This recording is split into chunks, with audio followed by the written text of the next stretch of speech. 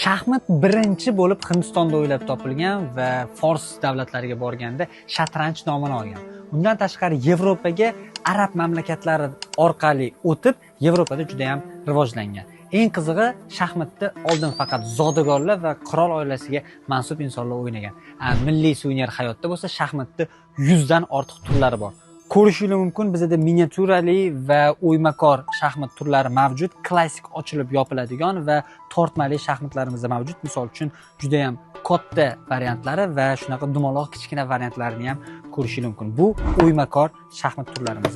Bu bo'lsa, aynan milliyligimizni aks ettiruvchi, o'sha tarixiy suratlarni aks ettirgan, bu xuddi miniatyurani klassik varianti bo'lsa, bu tortmali variantimiz ko'rishingiz mumkin.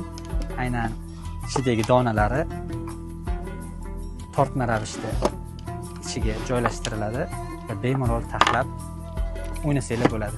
Xullas, 100 dan ortiq turlarini ko'rish uchun Milliy suvenir hayotga kelib, bemalol tanlab xarid qilsanglar bo'ladi. Sovg'aga ham juda ham zo'r narsa. Okam, agar sizga shaxmat sovg'a qilishganda qaysi birini sovg'a qilishsa sizga yoqardi? Miniatyuraliginimi yoki o'ymakorliginimi?